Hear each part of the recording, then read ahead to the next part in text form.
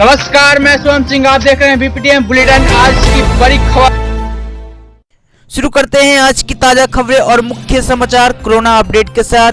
लगातार कम हो रहे कोरोना वायरस के मामले के बीच देश में पिछले 24 घंटों में देखें तो कोरोना के 62,480 नए केस सामने आए हैं। वहीं कोरोना वायरस से जो है इस दौरान 88,977 मरीज ठीक होने की बात हुई है, मतलब कि रिकवरी रेट में बढ़ोतरी देखने को मिल रही है। इसी के साथ हम आपको बता दें कि देश में ठीक होने वाले कुल मरीजों की संख्या बढ़कर 2,85,80,687 हो गई है। वहीं आपको बता दें कि पिछले 24 घंटों में कोरोना की वजह से मौतें जो है 1587 लोगों की हो चुकी है, मतलब कि मौत थमने के नाम नहीं ले रही। पर डे कुछ न कुछ मरीज मर ही रहे हैं और 1000 के पार पहुंच चुकी है फिर से। वहीं इन आंकड़ों के साथ हम आपको बता दें कि देश में कोरोना से होने वाली मौतों की संख्या बढ़कर 3,83,490 हो गई है।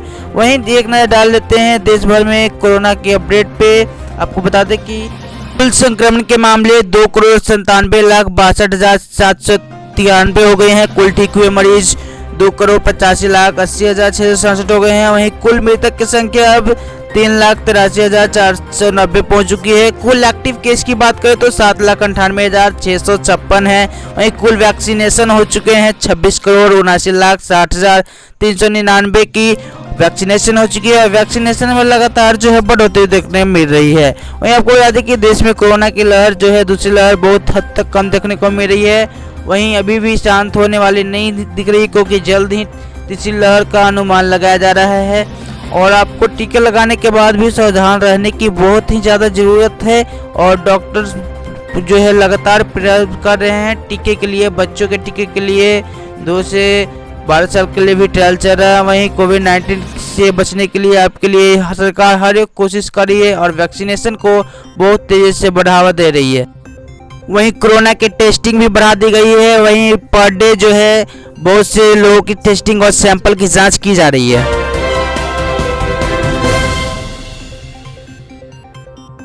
वहीं आपको बता दें कि भारत में 73 दिन के बाद 80 लाख से भी कम मामले सामने आए हैं एक्टिव केस। वहीं देश में कोरोना संक्रमित के मामले दूसरी लहर के बहुत ही कम नजर आ रही है। भारत में कोरोना वायरस के मामले बीते कुछ समय से हमेशा देखने को मिली है कि गिरावट है केस में। वहीं देश में शुक्रवार को बीते 24 घंटे में कोरोना वायरस के कुल 62,480 नए केस मिले थे।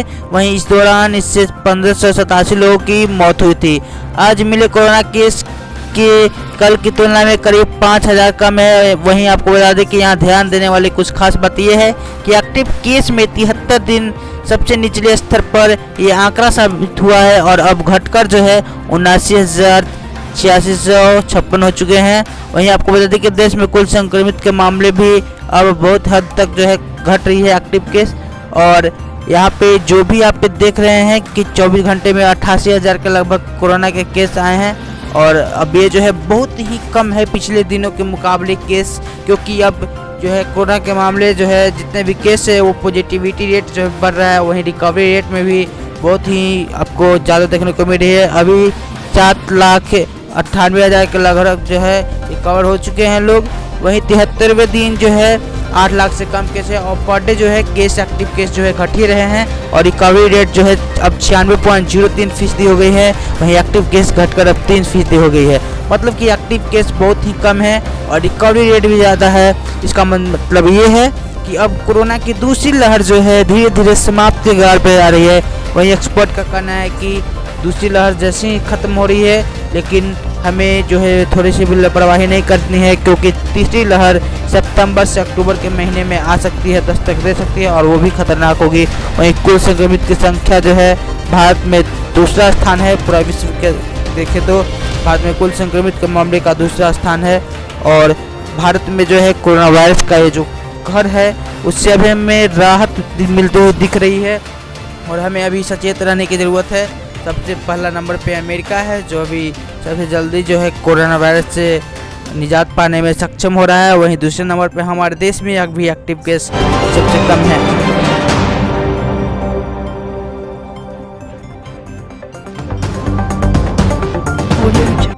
वहीं कोरोना की दूसरी लहर थमने के साथ साथ तीसरी लहर की चिंता सता रही है। एक्सपर्ट ने बताया भारत में कब आएगी कोरोना की तीसरी लहर।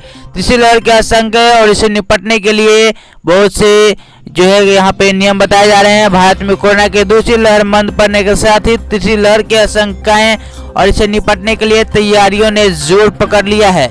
इसी बीच कुछ मेडिकल एक्सपर्ट की संभावना जताई जा रही है कि भारत में अक्टूबर तक महामारी की तीसरी लहर आ सकती है। न्यूज एजेंसी की रिपोर्ट्स की ओर देखें तो ये बात कही जा रही है कि कराए गए सर्वे में विशेषज्ञों ने यह भी कहा कि भारत की तीसरी लहर के मुताबिक दूसरी लहर बेहतर तरीके से करेगा काम। मतलब कि तीसरी लहर की अच्छी से तैयारी कर ली जाएगी पहले से ही। उन्होंने कहा कि कोरोना महामारी कम से कम 1 साल और जन स्वास्थ्य के लिए चिंता की वजह बन सकती है। मतलब कि अभी कोरोना जो है पूरी तरह से खत्म होने में लगभग आपको कम से कम 1 वर्ष की समय लग ही जाएगा।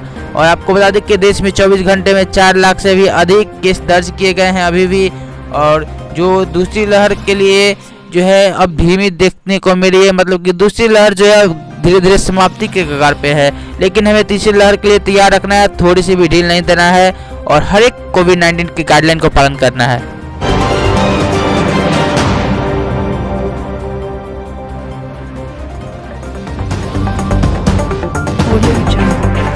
वहीं कोविड-19 का तीसरी लहर बच्चों पे कितना असरदार होगा, ये खास रिपोर्ट में हम आपको बताते हैं कि तीसरी लहर बच्चों पे कितना असरदार होगा। कोरोना वायरस महामारी के संभावित तीसरी लहर में बच्चों के अधिक प्रभावित होने की आशंकाएं जताई जा रही है। वहीं इस वजह से पेरेंट्स बच्चों को लेकर बेहद चिंतित नजर आ रहे हैं। लेकिन इस बीच विश्व स्वास्थ्य संगठन यानी कि WHO और अखिल भारतीय आयुर्विज्ञान संस्थान मतलब कि एम्स के एक झांसा सर्वे के मुताबिक आपको बता दें कि तीसरी लहर से बच्चों के अधिक प्रभावित होने की संभावना कम है। 5 राज्यों में 10,000 सैंपल साइज पर किए गए एक सर्वे में कहा गया कि वयस्कों की तरह बच्चों में भी सार्क कोविड-2 मतलब कि कोविड-19 जिसका ही नाम है उसकी रेट काफ़ी अधिक है। और इसका मतलब यह है कि बच्चों में भी कोरोना से लड़ने के लिए एंटीबॉडी पाई जा रही है उसके शरीर में।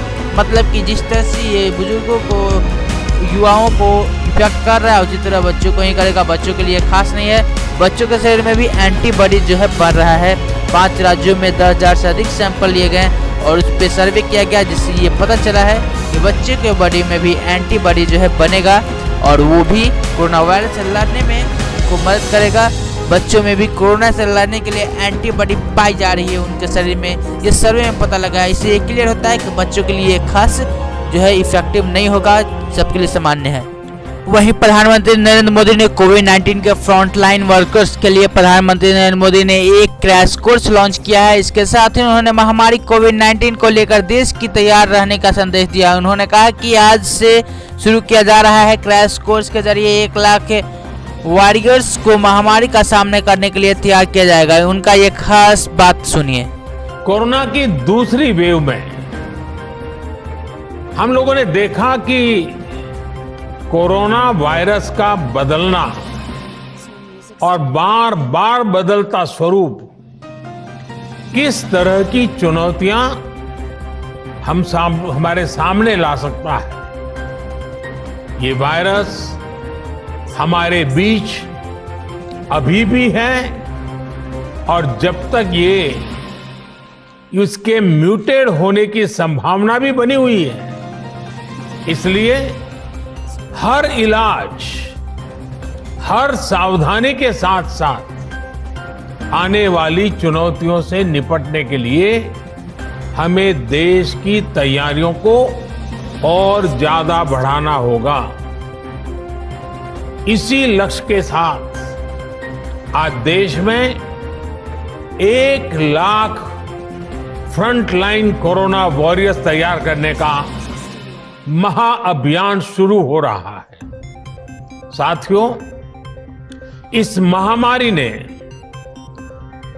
दुनिया के हर देश, हर संस्था, हर समाज, हर परिवार, हर इंसान के सामर्थ्य को, उसकी सीमाओं को बार बार परखा है, वही इस महामारी ने साइंस, सरकार, समाज, संस्था और व्यक्ति के रूप में भी हमें अपनी क्षमताओं का विस्तार करने के लिए सतर्क भी किया है। पीपीई किट्स और टेस्टिंग इंफ्रास्ट्रक्चर से लेकर कोविड केयर और ट्रीटमेंट से जुड़े मेडिकल इंफ्रास्ट्रक्चर का जो बड़ा नेटवर्क आज भारत में बना है, वो काम अब भी चल रहा है और वो इसी का परिणाम है। आज देश के दूर सुदूर में अस्पतालों तक भी वेंटिलेटर्स, ऑक्सीजन कंसंट्रेटर्स पहुंचाने का भी तेज गति से प्रयास किया जा रहा है। 1,500 से ज्यादा ऑक्सीजन प्लांट्स बनाने का काम युद्ध स्तर पर जारी है और हिंदुस्तान के हर जिले में पहुंचने का एक भगीरथ प्रयास है। इन प्रयासों के बीच एक स्किल्ड मैन पावर का बड़ा पूल होना, उस पूल में नए लोग जुड़ते रहना, ये भी उतना ही जरूरी है। इसी को देखते हुए कोरोना से लड़ रही वर्तमान फोर्स को सपोर्ट करने के लिए देश में करीब 1 लाख युवाओं को ट्रेन करने का लक्ष्य रखा गया है। ये कोर्स 2-3 महीने में ही पूरा हो जाएगा, इसलिए ये लोग तुरंत काम के लिए उपलब्ध भी हो जाएंगे और एक ट्रेंड सहायक के रूप में वर्तमान व्यवस्था को काफी कुछ सहायता देंगे, उनका बोझ हल्का करेंगे। देश के हर राज्य और केंद्र शासित प्रदेशों की मांग के आधार पर देश के टॉप एक्सपर्ट्स ने क्रैश कोर्स डिजाइन किया है। आज 6 नए कस्टमाइज्ड कोर्स लॉन्च किए जा रहे हैं। नर्सिंग से जुड़ा सामान्य काम हो, होम केयर हो, क्रिटिकल केयर में मदद हो, सैंपल कलेक्शन हो, मेडिकल टेक्नीशियन हो, नए नए उपकरणों की ट्रेनिंग हो, इसके लिए युवाओं को तैयार किया जा रहा है। इसमें नए युवाओं की स्किलिंग भी होगी और जो पहले से इस प्रकार से काम में ट्रेंड हो चुके हैं, उनकी अपस्किलिंग भी होगी। इस अभियान से कोविड से लड़ रही हमारी हेल्थ सेक्टर की फ्रंटलाइन फोर्स को नई ऊर्जा भी मिलेगी और हमारे युवाओं रोजगार के नए अवसर के लिए उनके लिए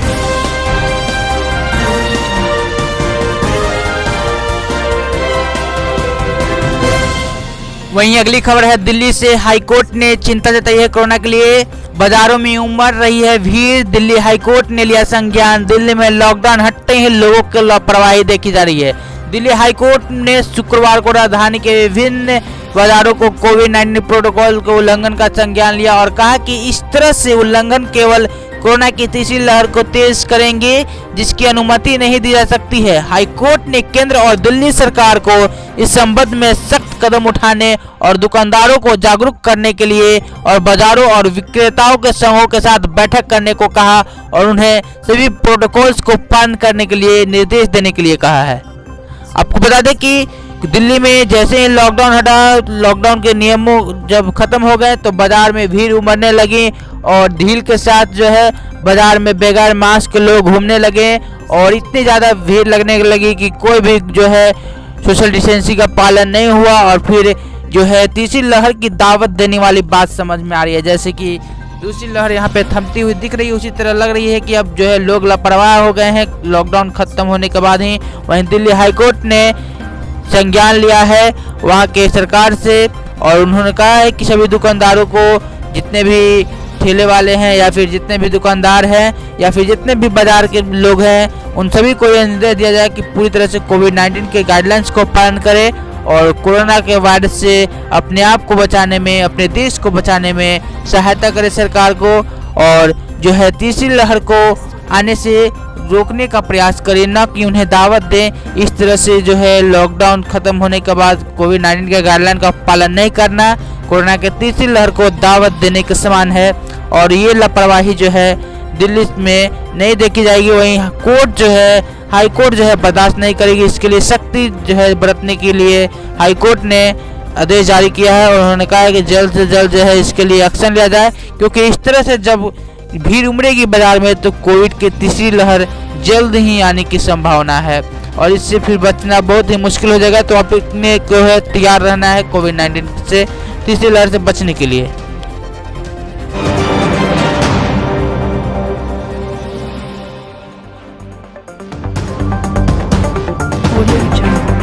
वहीं अगली खबर प्रधानमंत्री नरेंद्र मोदी से जुड़ी है कि कोरोना काल में भी प्रधानमंत्री नरेंद्र मोदी की लोकप्रियता बरकरार है और वह दुनिया में सबसे अधिक सर्वकार्य नेता में गिने जा रहे हैं। अमेरिकी data intelligence from morning consultant के द्वारा किए गए एक सर्वेक्षण के अनुसार स्वीकार्यता के मामले में नरेंद्र मोदी अब भी अन्य वैश्विक नेताओं की तुलना में सबसे आगे चल रहे हैं। आपको बता दें कि प्रधानमंत्री नरेंद्र मोदी की ग्लोबल अप्रूवल रेटिंग 66% है। वहीं डेटा के मुताबिक कोरोना काल में भी वह पीएम मोदी अमेरिका, ब्रिटेन, रूस, ऑस्ट्रेलिया, कनाडा, ब्राजील और जर्मनी सहित 13 देश के अन्य नेताओं से बेहतर बन चुके हैं। ये रिपोर्ट के मुताबिक दिखाया जा रहा है उन्हीं की लोकप्रियता जो है 100 में 66% तक बरकरार है। इस सर्वे में अमेरिका, ब्रिटेन, रूस सहित 13 देशों के नेताओं शामिल किए गए थे, जिनमें नरेंद्र मोदी जो भारत के प्रधानमंत्री है उनका जो है बहुत ही टॉप रेटिंग दिया गया है। आपका क्या कहना है इस बारे में? क्या नरेंद्र मोदी बहुत ही अच्छे नेता हैं, देश के लिए बहुत अच्छे काम कर रहे हैं, देश के जनता का फिक्र करते हैं? इस पे आपकी क्या राय है आप जरूर हमें कमेंट बॉक्स में बताइएगा, क्योंकि ये डाटा के अनुसार बहुत ही अच्छे नेता में गिनती हो रही है इनकी और बेखूबी ये अच्छे काम भी कर रहे हैं, लेकिन हर एक लोगों को ये पसंद आए जरूरी नहीं है। फिर भी जून के शुरुआत में तक 66% लोगों ने मोदी को पसंद किया था और सर्वे के मुताबिक इनको जो है बहुत ही अच्छे नेता में गिने जा रहे हैं। 13 देश को इंक्लूड किया था, इस सर्वे में किया गया था, जिसमें प्रधानमंत्री नरेंद्र मोदी की रेटिंग जो है बहुत ही अच्छी आई है। 66% तक उनकी रेटिंग को अप्रूवल दिया गया है और वे बहुत ही अच्छे नेता में गिने जा रहे हैं। उनकी लोकप्रियता पे बहुत ही ज़्यादा प्रशंसा हो रही है। तीसरे नंबर पे मैक्सिको के राष्ट्रपति लोपेज ओब्राडोर हैं, जिनकी रेटिंग 63% है।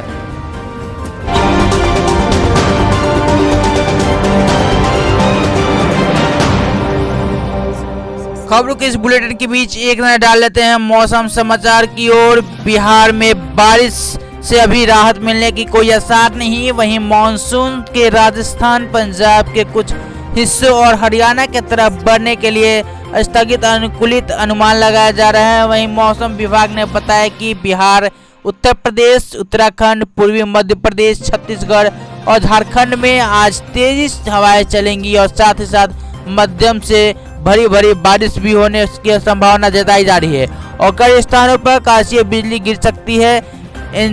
एनसीआर में भी आज से हर जगह बादल छाए हुए दिख रहे हैं और अनुमान है कि वहां भी बारिश होगी। वहीं देश के विभिन्न भागों में बारिश का भी अनुमान लगाया जा रहा है, जिसके कारण जो है मानसून का कहर है और मानसून इस बार जो है समय से 7 दिन, 1 सप्ताह के लगभग पहले ही आ चुका है। वहीं उत्तरी बिहार में बाढ़ का माहौल बन चुका है। बताया जा रहा है नेपाल के साइड से कोई बांध टूटने की वजह से बाढ़ आई है।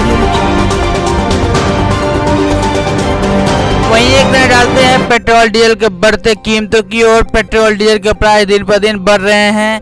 आज एक बार फिर से सरकारी तेल कंपनियों ने पेट्रोल और डीजल के दाम में बढ़ोतरी कर दी है। आपको बता दें कि इससे पहले गुरुवार को पेट्रोल डीजल की कीमतें स्थिर रही थी। तेल कंपनियों ने 18 जून को पेट्रोल की कीमत 26 पैसे से 27 पैसे प्रति लीटर कर दी है। डीजल की कीमत 28 पैसे तक पहुंचा दी है।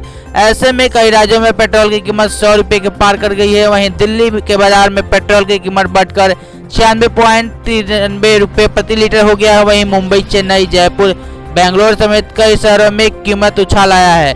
पिछले 27 दिनों में पेट्रोल 6.61 रुपये और डीजल 6.91 रुपये महंगा हो चुका है। मुंबई में 103 रुपये पेट्रोल हो चुके हैं। वहीं आपको बता दें कि डीजल की कीमत में 28 पैसे तक की बढ़ोतरी आई है और चेन्नई में पेट्रोल का दाम 98.14 रुपये हो गए हैं। वहीं इंडियन ऑयल या फिर किसी भी सरकारी तेल के आप जाते हैं पेट्रोल पंप पे तो वहाँ पे आपको तेल जो है महंगी मिलेगी। पर डे जो है तेल की प्राइस, पेट्रोल की प्राइस देखें या फिर डीजल की प्राइस देखें, महंगी होती है। 27 दिनों में पेट्रोल 6.61 रुपये और डीजल 6.91 रुपये महंगा हो चुका है। बाजार में पेट्रोल डीजल के तेल के दाम अक्सर बढ़ते दिख रहे हैं। इस महंगाई में पेट्रोल और डीजल की कीमत उछाल ले रही है। दिल्ली में डीजल का रेट 87.69 रुपये प्रति लीटर हो चुका है। वहीं आपको बता दें कि पेट्रोल का भी ये कीमत में बढ़ोतरी लगातार देखने को मिल रही है और खाने के तेल में भी बढ़ोतरी मिल रही है। और इस महंगाई में, कोरोना काल में ये महंगाई जो है रुकने का नाम नहीं रही है। मोदी सरकार के इस काल में इतना ज़्यादा महंगाई देखने को मिल रही है।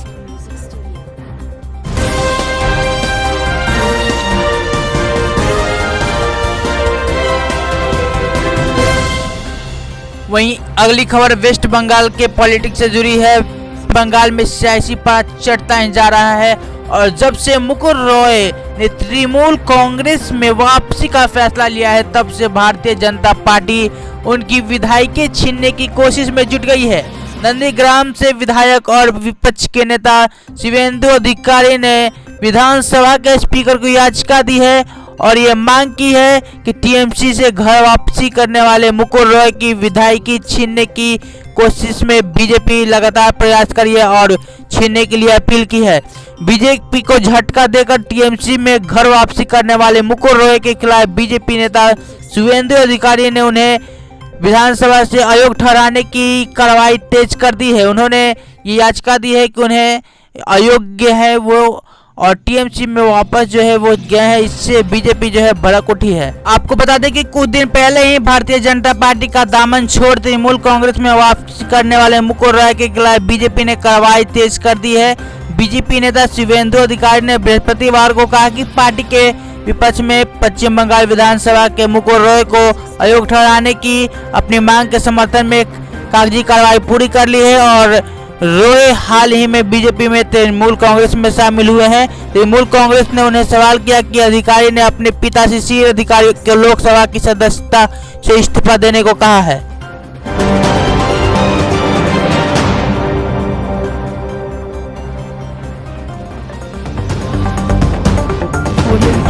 वहीं ये खास खबर सामने आ रही है। पिछले साल वायरल हुई एक वीडियो बाबा के ढाबा से। कोरोना काल के बीच सुर्खियों में आया बाबा का ढाबा के मालिक कांता प्रसाद ने आत्महत्या करने की कोशिश की है। दिल्ली के मालवीय नगर इलाके में रहने वाला कांता प्रसाद ने शराब पीकर नींद में गोली खाई थी और आत्महत्या की कोशिश की। जानकारी के मुताबिक यह मामला गुरुवार रात के करीब 10 बजे का है, जब कांता प्रसाद ने शराब के नशे में नींद की गोलियां खा ली और कांता प्रसाद को देर रात में ही दिल्ली के सफदरगंज अस्पताल में भर्ती कराया गया। अभी बाबा कांता प्रसाद खतरे के बारे हैं। पुलिस को इसके बारे में अस्पताल के से ही जानकारी मिली। कांता प्रसाद की पत्नी बदामी देवी ने कहा कि मुझे नहीं पता कि उन्होंने क्या खाया था और सिर्फ उन्हें मैं बेहोश देखा और उनकी ये बात सुनिए। नहीं कुछ पता भाई, हम कैसे। अच्छा, आप कितने बजे बाबा जी को लेकर आए हैं अस्पताल? हमें 4 बजे लेके आए। हमें न पता कि क्या खाए क्या नहीं खाए। या फिर आप उधर हो तो खा रहे हो, क्या खा रहे हो क्या नहीं खा रहे हो, तो हम देख ना रहे हैं। हुआ क्या था, मतलब तबीयत कैसे बिगड़ी, क्या हुआ? अब पता नहीं कैसे क्या हुआ क्या नहीं हुआ, अब हमें ना मालूम है। हाँ, तो आप अस्पताल लेके आ गए? क्या उधर आड़े क्या खा रहे हो क्या नहीं खा रहे हो? क्या बेहोश हो गए थे क्या? हाँ। तो यहाँ अस्पताल लेके बिगड़ी थी, आप कहाँ पर थे?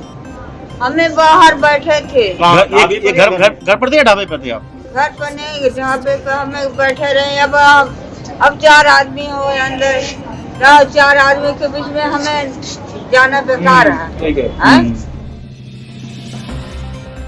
गौरतलब है कि बाबा के ढाबा के ऑनर कांता प्रसाद अभी खतरे के बाहर है और आपको बता दें कि डीसीपी अतुल ठाकुर ने ये स्टेटमेंट उनके बेटे से भी ले लिया है और अभी छानबीन चल रही है। बाबा के ढाबा वाले कांता प्रसाद ने आखिर नींद की गोली क्यों खाई, इसकी भी जांच चल रही है। इसकी पूरी मामला का खबर सामने आ ही जाएगी। ये खास रिपोर्ट देखिए। बाबा का ढाबा वाले कांता प्रसाद ने की आत्महत्या की कोशिश। कांता प्रसाद को इलाज के लिए सफदरगंज अस्पताल में भर्ती कराया गया। आपको बता दें कि दिल्ली के मालवीय नगर में बाबा का ढाबा चलाने वाले बुजुर्ग कांता प्रसाद द्वारा गुरुवार रात को आत्महत्या करने की कोशिश की गई। कांता प्रसाद की हालात फिलहाल उनकी स्थिति के अनुसार सही है और वो अभी जो है किसी भी डेंजर जोन से बाहर है। यूट्यूब पर गौरव वासन ने अपनी गलती के लिए माफी भी मांगी थी और उन्हें मदद भी की थी अपने यूट्यूब चैनल के माध्यम से, जिसके बाद बाबा के ढाबा एक अच्छी होटल खोल लिए थे और अपने लाइफ अच्छी तरह से बिता रहे थे।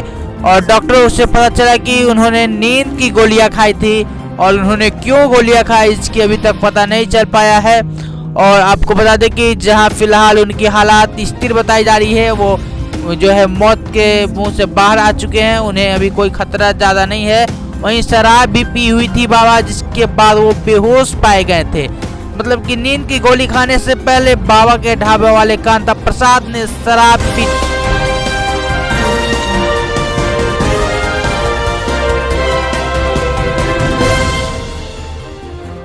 एक नजर डालते हैं राजस्थान के राजनीतिक दुनिया में। कांग्रेस के बाद अब भाजपा में भी दिखने लगी है गुटबाजी। सचिन पायलट और मुख्यमंत्री अशोक गहलोत के बीच सियासी संग्राम। राजस्थान में करीब 2 सप्ताह से सचिन पायलट और मुख्यमंत्री अशोक गहलोत गुट के बीच सत्ता को लेकर शुरू से ही सियासी संग्राम कम होने के बजाय हर रोज नया मोड़ ले रही है। इस लड़ाई में सीएम अशोक गहलोत और पायलट गुट पर भी भारी पड़ते नजर आ रहे हैं। वहीं इस पर बयानबाजी का संक्रमण कांग्रेस से भाजपा में भी पहुंच चुका है। बढ़ती बयानबाजी से भाजपा भी खेमों में बटी नजर आ रही है। आपको बता दें कि पूर्व सीएम वसुंधरा राजे के समर्थन में कुछ पूर्व विधायक खुलकर सामने आए और रोज अपने को अपना नेता बता रहे हैं, अपने आप को नेता बता रहे हैं। पूर्व सीएम जो है वो भी यहाँ पे वसुंधरा राजे जो थे वो भी यहाँ पे बयानबाजी कर रहे हैं और अशोक गहलोत और सचिन पायलट के बीच में संग्राम चल रहा है। वही वसुंधरा राजस्थान की नन्ही बल्कि देश की बड़ी नेता है, छोटे मोटे नेता नहीं है बल्कि देश में उनका नाम है और वो भी यहाँ पे अब बयानबाजी करते नजर आ रहे हैं। वसुंधरा राजस्थान के नहीं बल्कि पूरे देश में जाने जाते हैं और उनकी बयानबाजी का बहुत ही असर पड़ता है राजस्थान की राजनीति पे और वो पूर्व सीएम भी रह चुके हैं। प्रदेश में जितनी लोकप्रियता राज्य की है उतनी ही दूसरे नेता का देखा जाता है, लेकिन इनकी कुछ खास पहचान भी होती है। वही राजनीतिक दुनिया से एक बड़ी खबर सामने आ रही है। चुनाव आयोग तक पहुंच गई है। आपको बता दें कि लोजपा में चाचा भतीजे की लड़ाई चुनाव आयोग तक पहुंचने की ये खबर आ रही है। पार्टी के नए अध्यक्ष चुने गए चचा पशुपति कुमार पारस और भतीजे चिराग पासवान ने दोनों ने पार्टी पर अपनी दावेदारी ठोक दी है। पशुपति कुमार पारस ने खुद को अध्यक्ष चुने जाने का दस्तावेज जो है जारी कर दिया है। पशुपति कुमार पारस ने खुद को अध्यक्ष चुने जाने वाले दस्तावेज आयोग भेजने की बात करते हुए पार्टी पर दावा जताया है। उन्होंने पार्टी का झंडा और चुनाव चिन्ह उपयोग में इजाजत मांगी है। उनके दावे को गलत साबित करने के लिए चिराग भी चुनाव आयोग पहुंच गए हैं और चिराग का कहना है कि एक देश और पार्टी प्रजातंत्र से चलती है, किसी की मनमानी से नहीं। लोक जनशक्ति पार्टी का 5 सदस्यों का एक डेलीगेशन आज चुनाव आयोग से हम लोगों ने मुलाकात की, जिसमें मेरे साथ लोक जनशक्ति पार्टी के राष्ट्रीय प्रधान महासचिव जनाब अब्दुल खालिक साहब, हमारे साथ लोक जनशक्ति पार्टी के राष्ट्रीय हमारे प्रवक्ता, हमारे लीगल एडवाइज़र आदरणीय A.K. वाजपेयी साहब, हमारे साथ बिहार प्रदेश के हमारे प्रदेश अध्यक्ष राजू तिवारी जी और साथ ही में अल्पसंख्यक प्रकोष्ठ के हमारे राष्ट्रीय अध्यक्ष जनाब आसिम खान साहब। तो ये 5 सदस्यीय डेलीगेशन ने आज कमीशन के सामने अपनी बातों को हम लोगों ने रखा है। उनकी जानकारी में जो बातें ऑलरेडी थीं उसको हम लोगों ने पुनः उनके संज्ञान में दिया है कि 2019 में लोक जनशक्ति पार्टी ने नए राष्ट्रीय अध्यक्ष का चुनाव किया था और पार्टी के राष्ट्रीय कार्यकारिणी द्वारा मुझे ये जिम्मेदारी सौंपी गई थी। तो 2019 में मुझे लोक जनशक्ति पार्टी का राष्ट्रीय अध्यक्ष चुना गया था और लोक जनशक्ति पार्टी के संविधान के अनुसार 5 साल के लिए लोक जनशक्ति पार्टी का राष्ट्रीय अध्यक्ष, हर 5 साल के बाद राष्ट्रीय अध्यक्ष का चुनाव होता है। मुझसे पूर्व लोक जनशक्ति पार्टी के संस्थापक आदरणीय रामविलास पासवान जी पार्टी के राष्ट्रीय अध्यक्ष थे और उनका कार्यकाल 2020 तक था, पर उन्होंने स्वास्थ्य कारणों से और जिस तरीके से केंद्र में वो एक बड़ी जिम्मेदारी निभा रहे थे उसका हवाला देते हुए उन्होंने मध्य में इस्तीफा दिया और उसके बाद एक नए राष्ट्रीय अध्यक्ष का चुनाव हुआ और ये जिम्मेदारी बाकायदा पार्टी के राष्ट्रीय कार्यकारिणी द्वारा मुझे दी गई। आज यही बातें हम लोग कमीशन के समक्ष उनके संज्ञान में हम लोग देने आए कि कुछ लोग हैं ऐसे जिन्हें पार्टी से निलंबित किया गया है, जिसमें पार्टी के 5 सांसद हैं, 2 हमारे प्रदेश अध्यक्ष हैं। कमीशन ने कुछ कहा आपसे? बिल्कुल, कमीशन ने 100% हम लोग को अश्योर किया। उन्होंने पूरी तरीके से उन्होंने अश्योर किया। देखिए, कहीं ना कहीं बातें बहुत ही प्रत्यक्ष रूप से स्पष्ट भी हैं, न सिर्फ कमीशन के सामने बल्कि आप सबके सामने। जिस दिन मेरा चुनाव हुआ था उसकी क्या प्रक्रिया रही, कैसे निलंबन हुआ, निलंबन भी मैंने राष्ट्रीय कार्यकारिणी की वर्चुअल बैठक बुलाकर उसी में इन लोगों का निलंबन किया। तो तमाम बातें प्रत्यक्ष रूप से सामने हैं और यकीनन कमीशन भी इन बातों को जानता है, इसीलिए उनकी तरफ से पूरी तरीके से 100% यह आश्वासन मिला है कि यदि ऐसा कोई दावा पेश किसी और के द्वारा किया जाता है तो हम लोगों को पूरा मौका दिया जाएगा अपनी बातों को तथ्यों के साथ। वहीं देश में मानसून का कहर देखने को मिल रहा है, साथ ही साथ बिहार में भी लगातार 10 दिनों से अधिक से बारिश हो रही है। उत्तर बिहार में गहराने लगा है बाढ़ का खतरा, गांव में घुस रही है पानी। लगातार बारिश होने के कारण पानी जो है अब गांव में जमा हो रही है और गांव में लगातार जो है बारिश के कारण अब बाढ़ का असर देखा जा रहा है। उत्तर बिहार के कई इलाकों में बाढ़ के कहर बरपाना शुरू कर दिया है।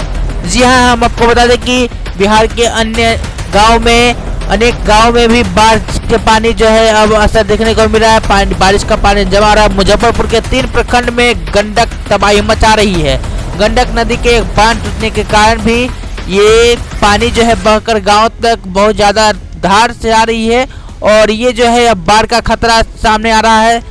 संग्रामपुर हाजीपुर मुख्य पथ पर बह रहा है पानी, संपूर्ण संपर्क जो है टूट गया है और अब जो है रोड पे पानी आ गया है। लगातार बारिश की वजह से बिहार के जनजीवन पूरी तरह से प्रभावित हो गया है और उत्तर बिहार के कई इलाकों में बाढ़ के कारण जो है अब कहर बरपाना शुरू कर दिया है। मुजफ्फरपुर के 3 प्रखंड में गंडक में तबाही मचा रखी है।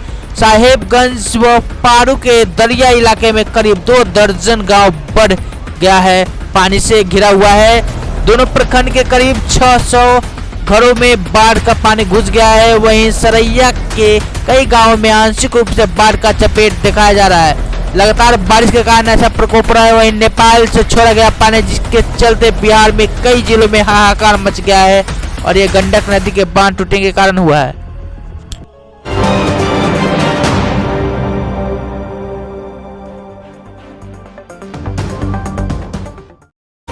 शेयर करिए अन्य लोगों के पास, अपने दोस्तों के पास और हमारे वीडियोस को लाइक करिए जरूर से जरूर और हमारे चैनल को भी सब्सक्राइब करिए आगे की हर एक अपडेट के लिए। जय हिंद, जय भारत।